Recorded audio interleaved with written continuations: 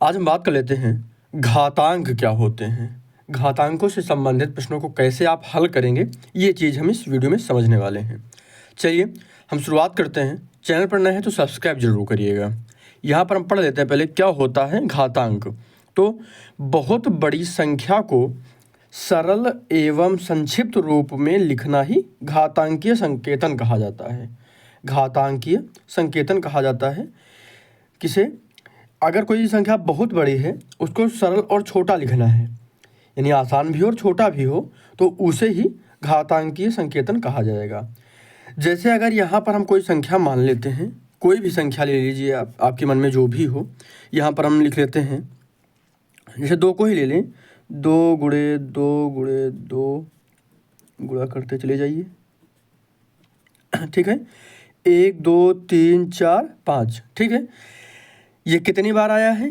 5 बार आया है। तो पहले लिख लीजिए 2, और ये जितनी बार है उतनी बार घात लगा दीजिए। समझ में आ गया? आप समझ में आ गया ना आपके? जैसे लिखा हुआ है 2 गुणे 2 गुणे 2 गुणे 2 गुणे 2, कितनी बार है ये गिन लीजिए।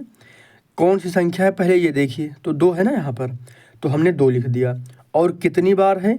1 2 3 4 5, तो 5 को घात के रूप में लिखेंगे। ध्यान रखिएगा, घात हमेशा हल्का सा ऊपर लिखी जाती है और जो आधार होता है वो नीचे होता है, इसको बेस कहते हैं। ध्यान रखिएगा।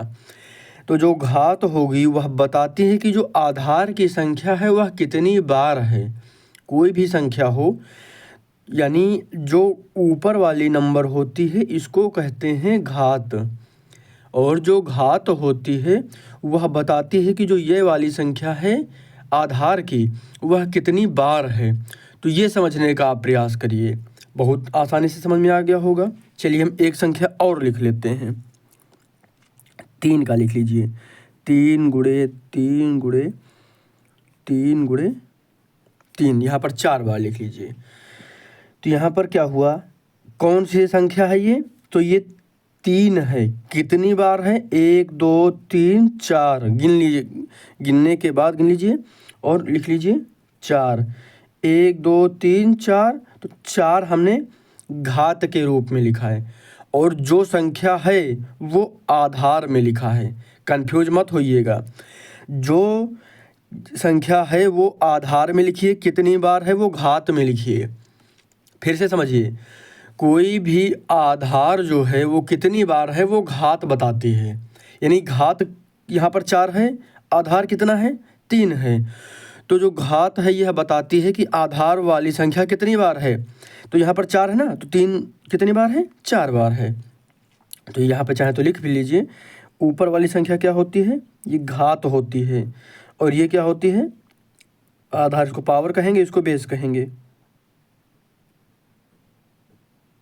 आधार। समझ में आ गया? ऊपर वाली संख्या जिसे बोलते हैं 2 की पावर 2, 2 की पावर 2। ठीक है, तो इसको अगर हम हल करते हैं तो 2 कितनी बार है? 2 बार है, तो इसको लिखेंगे 2 गुणे 2। अब इसको हल करेंगे, 2 2 जा 4, 2 दूना 4। तो ये होता है, ऐसे हल किया जाता है।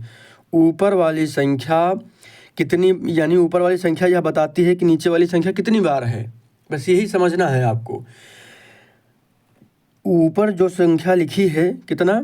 4, 3 को 4 बार लिख दीजिए। ऊपर 5 लिखा है, 2 को 5 बार लिख दीजिए। जितना ऊपर लिखा हो इस वाली संख्या को बगल में जो, यानी जो नीचे संख्या दी गई है, जिस संख्या पर जितनी घात लगी हो उसको उतने ही बार गुणा करना रहता है, या जितने बार गुणा किया गया है उतनी ही घात के रूप में लिखना रहता है। समझ में आ गया? अब यहाँ पर देखेंगे, जैसे यहाँ पर एक सवाल दिया गया है, इसको हम हल कर लेते हैं। कैसे करेंगे? निम्नलिखित के मान ज्ञात कीजिए। ये जो चीज़ हमने ऊपर बताई है वही चीज़ यहाँ पर है। यहाँ पे भी वही चीज़ आ गई ना। 3 की पावर 4 हो, यहाँ तो खैर ऊपर लिख दिया है, अगर नहीं होता तो कैसे करते? तो यहाँ पर लिख लीजिए इसको। 3 को लिख लेंगे 3 गुणे 3 गुणे 3 गुणे 3, 4 बार हो गया ना।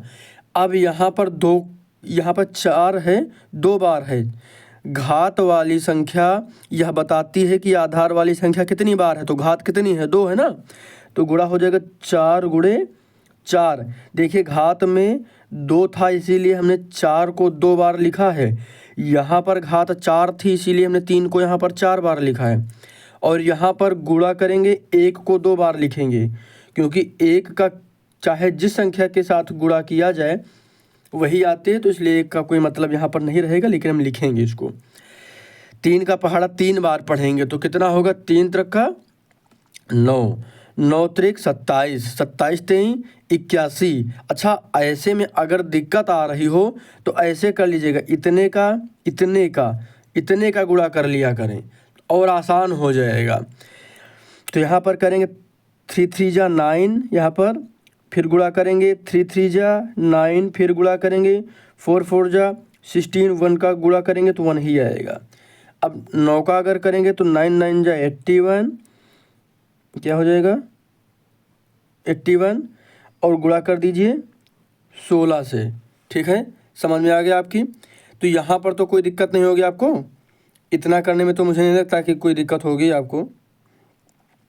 अच्छा, इसको अब गुणा करेंगे तो कितना आएगा, 16 कम 16 हो जाएगा, तो 16 का 6 लिखेंगे और उसके बाद 16 का 8 बार पहाड़ा पढ़ लीजिए। ठीक है, तो आराम से आप कर लेंगे। और यहाँ पर कैरी कितना आया है, 1 आया है, 16 कम 16 हो जाएगा, और 16 का 8 बार पहाड़ा पढ़ लीजिए, तो 16 8 कितना होता है 128। 16 8 ये काम करिए, यहाँ पर अगर कोई कन्फ्यूजन होता तो कर लीजिए। 16 8 128 हो जाएगा, तो यहाँ पर 128 और 1 29 हो जाएगा। ठीक है, अगर ये कन्फ्यूजन लगे तो इधर कर लिया करें बगल में, 16 इतना कर लीजिए, 6 कम 6, 16 8 128 होता है ना, तो 1 हासिल आया था, क्योंकि 16 कम 16 होगा, तो 1 जो बचेगा ये हासिल लिख दिया, इतना लिख दिया हमने इकाई का अंक, 1 बचा, तो 16 कम 16 8 128 और 1 हासिल जुड़ गया, 29 हो गया, तो 29 लिख दिया। अगर चाहे तो पूरा कर लीजिए, 6 कम 6 और 8 अंक कितना होता है,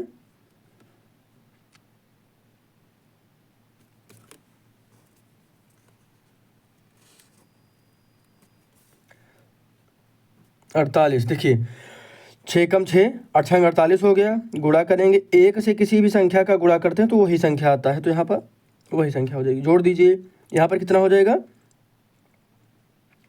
6, यहाँ पे 9, यहाँ पे 12, 1296। कोई कन्फ्यूजन तो नहीं है। तो यहाँ पर इन दोनों का गुणा कर देंगे जब हम 81 से 16 का, तो कितना आ जाएगा 1296। इसको ऐसे भी कर सकते हैं, 16 कम 16 और 16 8 128 होगा, और 1 हासिल आएगा 16 में, तो वो जो है जुड़ जाएगा, तो हो जाएगा 29, 129 हो जाएगा, तो 1296 इधर भी करके चेक कर सकते हैं। तो इस तरीके से जो घातांक वाले सवाल होंगे इनको आसानी से कर सकते हैं, इसमें कोई भी दिक्कत नहीं होगी। कई बार क्या होता है कन्फ्यूजन हो जाता है, तो सावधानी पूर्वक करिएगा, क्योंकि कैलकुलेशन ही इम्पोर्टेंट है।